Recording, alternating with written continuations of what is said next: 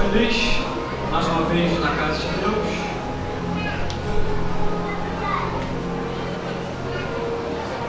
Comemorando esse 36º aniversário da mocidade da Igreja de Jardim Novo do Lac. Para mim é uma honra muito grande estar aqui com os irmãos nessa igreja que eu amo. Gosto, me sinto em casa nessa igreja. Casei aqui, não estou em casa. Me sinto honrado em ser convidado pela mocidade, pelo pastor, para estar aqui com os irmãos nesta noite.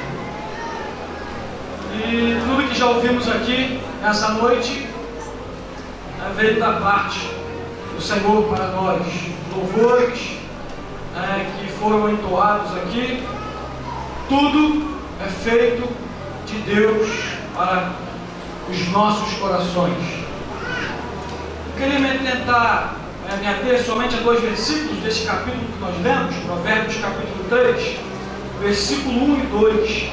Filho meu, não te esqueças da minha lei e o teu coração guarde os meus mandamentos, porque eles aumentarão os teus dias e te acrescentarão anos de vida e paz. Estes 2 versículos escrito por Salomão para seu filho, para a nação de Israel, para nós, porque nós lemos e serve para nós também, para todos aqueles que lessem, pudessem de fato parar e analisar o que Salomão está dizendo aqui. Salomão ele só está, quando ele diz, filho meu, não te esqueças da minha lei no teu coração, guarda os meus mandamentos, porque elas aumentarão os seus dias e acrescentarão os teus anos de vida, de paz. Ele só está reproduzindo algo que o Senhor já tinha falado através de Moisés para o povo de Israel. Deuteronômio capítulo 8, versículo 1. O Senhor, usando Moisés, disse assim ao povo de Israel: todos os mandamentos que hoje vos ordeno guardareis para os fazer, para que vivais e vos multipliqueis e entreis e possuais a terra que o Senhor jurou a vossos pais. Ele só está reproduzindo algo que o Senhor já tinha falado, para Moisés passar para o povo. O povo já estava perto de entrar na terra de Canaã, e o Senhor lhe usa Moisés e diz: olha, todos os mandamentos que eu vos ordeno no dia de hoje, vocês guardam eles nos vossos corações, para que vocês entram, possuam a terra, e que vocês multipliquem, e para que eu vos abençoe. E o Senhor deu aquele mandamento ao povo de Israel. Só que a gente, analisando a história do povo de Israel, nós vemos o que aconteceu com o povo. Moisés morre, Josué lidera o povo, eles entram na terra de Israel. Enquanto Josué está vivo, o povo ali obedece ao Senhor, e faz o que tem que fazer na terra através dos mandados de Josué. Mas de repente Josué morre. E quando Josué morre, o povo eles começam cada um fazer o que o seu próprio coração sente vontade de fazer, aquilo que a sua própria carne tem vontade de realizar. E assim o povo vai se desvirtuando. O Senhor levanta juízes, o povo se arrepende, volta ao Senhor. Quando o juiz morre, o povo volta a errar novamente, o povo volta a pecar uma outra vez.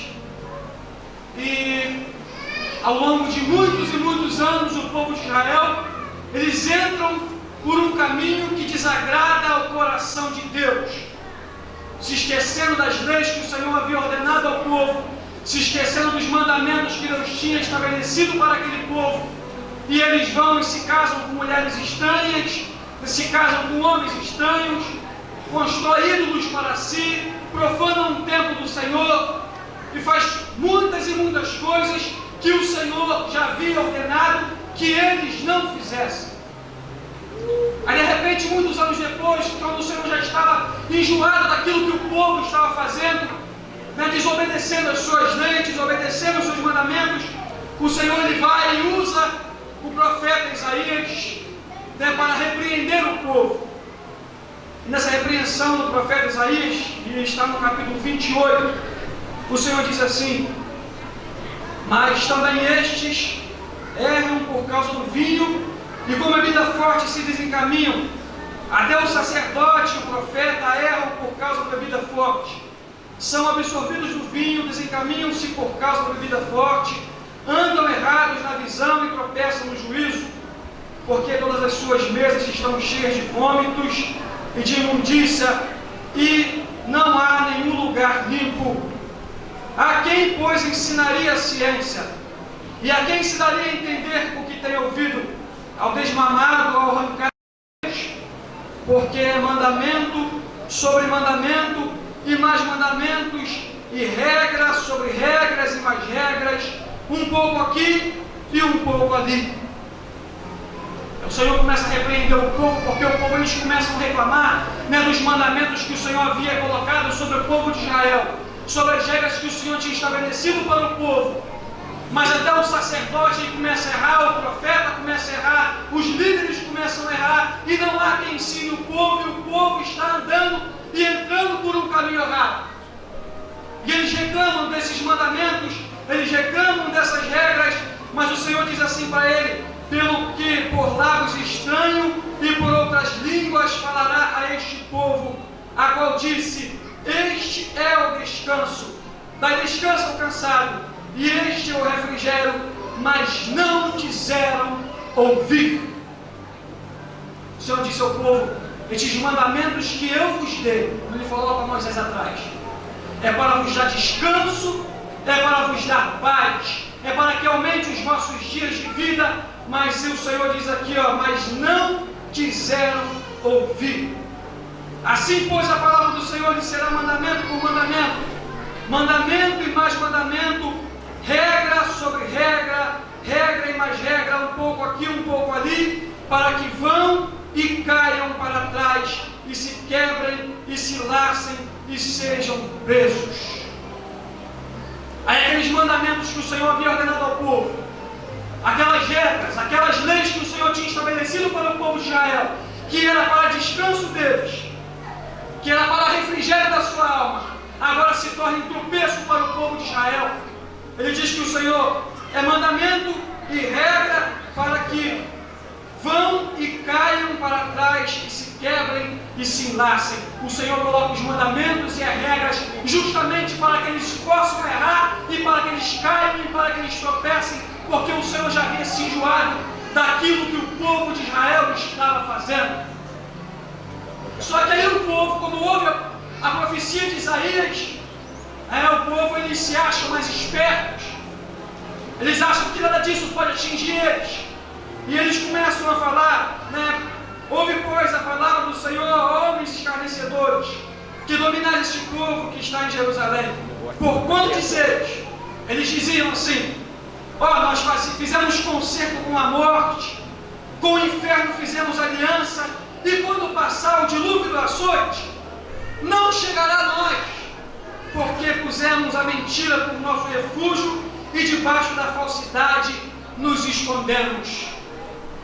Olha, eles estavam numa situação tão difícil, numa situação tão errada, que quando o profeta profetiza para eles, mostrando que eles estavam errados e que Deus havia de julgar eles, ele diz assim: não vai acontecer nada com a gente. Nós fizemos concerto com a morte, fizemos concerto com o inferno, pusemos a mentira como nosso refúgio, fizemos aliança com o inimigo, e quando todo esse dilúvio de açoite que Deus fala que vai passar por nós vamos estar protegidos por aquilo que nós fazemos. Os nossos deuses que nós construímos nos protegerão, as imagens de escultura que nós levantamos protegerá nós. Mas aí o Senhor diz a eles assim: portanto, assim diz o Senhor Jeová, Eis que eu assentei em Sião uma pedra já provada, pedra preciosa de esquina, que está bem firme e fundada. Aquele que crer não se apresse. E regarei o juízo pela linha, a justiça pelo prumo, e a saraiva varrerá o refúgio da mentira, e as águas cobrirão o seu esconderijo. E o vosso concerto com a morte se anulará, e a vossa aliança com o inferno não subsistirá. E quando o dilúvio do açoite passar, então sereis oprimido por ele. Desde que começa a passar, vos arrebatará, porque todas as manhãs passará, e todos os dias, e todas as noites, e será que somente o ouvir de tal notícia causará grande turbação, porque a cama será tão curta que ninguém se poderá estender nela, e o cobertor tão estreito que ninguém se poderá cobrir com ele, porque o Senhor se levantará como no monte Perazim, e se irá como no monte Gibeão, para fazer a sua obra, a sua estranha obra, e executar o seu ato, o seu estranho ato. Quando eles dizem que nada disso pode acontecer com eles, o Senhor diz assim: olha, eu levantei uma pedra de esquina, e essa pedra que ele levantou é Jesus, são os mandamentos, é a lei que ele deu, que era para dar refrigério, que era para dar povo, que era para dar descanso ao povo. E ele diz assim: olha, mas quem não crê, também não precisa se apressar a crer nessa pedra que eu coloquei, não. Mas eu vou trazer o juízo e a justiça, e pelo prumo trarei o meu juízo pela linha, e a justiça pelo prumo, e eu anularei o vosso concerto com a morte e com o inferno. E quando eu começar a passar esse juízo sobre a face da terra, todas as manhãs e todas as tardes elas vão vos oprimir. E só de ouvir essa tal notícia vocês vão se espantar. E ele diz assim: porque a cama será tão curta que ninguém se poderá estender nela, e o cobertor tão estreito que ninguém poderá se cobrir com ele. Aquelas vaidades que o povo tinha, os seus ídolos, as suas falsas confianças, naquilo que eles criam, naquilo que eles estabeleciam a sua confiança, nada disso poderia proteger o povo quando a justiça de Deus começasse a ser feita perante aquele povo. O Senhor disse: a cama será tão curta que vocês não conseguirão se estender nela, e o cobertor tão estreito que vocês não vão conseguir se cobrir. Porque quando o Senhor começasse a passar justiça pelo povo de Israel, quando o Senhor começasse a cobrar aquilo que eles fizeram de errado, por eles não ter guardado os seus mandamentos, por eles não ter guardado as suas leis, por eles não ter guardado as suas regras, eles procurariam descanso, eles procurariam um refúgio, mas o Senhor disse que eles não encontrariam. E o Senhor disse assim: porque o Senhor se levantará como no monte Perazim, ele se irá para fazer a sua obra, a sua estranha obra. Olha, o povo de Israel, eles entraram por um caminho que desagradou o coração do Senhor, porque reclamaram que os mandamentos e as regras que Deus havia estabelecido para eles eram muitas, quando na verdade as regras que o Senhor tinha estabelecido para aquele povo era para descanso deles, era para a proteção deles. E nós? Quantas e quantas vezes nós reclamamos daquilo que o Senhor estabeleceu e tem estabelecido para o seu povo na face da terra? Quantas vezes reclamamos que as doutrinas da obra são pesadas, que aquilo que o Senhor fala para nós é pesado, que aquilo que o Senhor estabeleceu para nós é pesado, que é muita coisa que temos que obedecer e nós não conseguimos fazer isso? E muitos, assim como o povo de Israel, se enveredam por um caminho, que não querem olhar para aquilo que o Senhor tem estabelecido para o seu povo. Acham que é demais aquilo que o Senhor já estabeleceu para nós. Acham que é demais as regras e os mandamentos de Deus para o seu povo. E aí muitos andam pelas vistas dos seus próprios corações. Muitos andam a caminhos dos seus olhos, aonde sua mente quer andar, porque acham que Deus não vai fazer nada, que Deus não vai olhar, que Deus não está fazendo nada na sua terra. Mas o Senhor disse: eu levantarei e farei a minha grande obra, a minha estranha obra, e realizarei o meu ato, o meu estranho ato. E quando o Senhor se levantar para realizar a sua grande e estranha obra, aqueles que acham que os mandamentos que Deus estabeleceu para nós, que é para nos dar descanso, que é para nos dar paz, acham que é grande, que é demais, e andam pelos caminhos do seu coração, pela vaidade, acham que não, eu posso fazer porque eu sou jovem, ainda há tempo para mim. Olha, quando você acha que sente segurança nas vaidades do seu coração, quando você acha que você tem segurança na juventude, quando você acha que tem segurança naquilo que você anda fazendo, cuidado, porque quando a justiça de Deus vier, quando a justiça de Deus for estabelecida, não há cama que possa vos proteger, não há cobertor que possa vos esconder. A cama será curta e o cobertor estreito, porque o único lugar que nós podemos encontrar descanso é no Senhor dos Exércitos. Amém. E nós só encontramos descanso no Senhor dos Exércitos quando nós obedecemos as suas leis, obedecemos os seus mandamentos, porque mandamentos não são feitos para destruir o homem, regras não são feitas para nos massacrar, não, essas coisas são feitas para nos dar descanso e nos dar paz. Mandamentos são feitos para que eu possa obedecer, para que eu ande na rua com a minha cabeça erguida, para que eu ande na rua sentindo a segurança, porque quando eu obedeço a voz do Senhor, quando eu estou fazendo aquilo que o Senhor tem ordenado para mim, nenhum mal pode me atingir. Quando eu estou olhando para as leis do Senhor e obedecendo, eu sinto segurança, os meus anos de vida são acrescentados, eu tenho paz por onde eu ando. Mas muitas das vezes nós achamos difícil, e aí quando vem um momento difícil, quando vem a tribulação, quando vem um problema, nós procuramos nos esconder, nós procuramos algo que possa nos segurar, algo que possa, que possamos estabelecer nossa confiança, mas nada no mundo pode estabelecer nossa confiança sem ser o Senhor dos Exércitos. É por isso que o salmista, o sábio Salomão, ele é bem claro: filho meu, não te esqueças da minha lei, e o teu coração guarde os meus mandamentos, porque eles aumentarão os teus dias e te acrescentarão anos de vida e de paz. Vamos colocar isso na nossa mente, no nosso coração.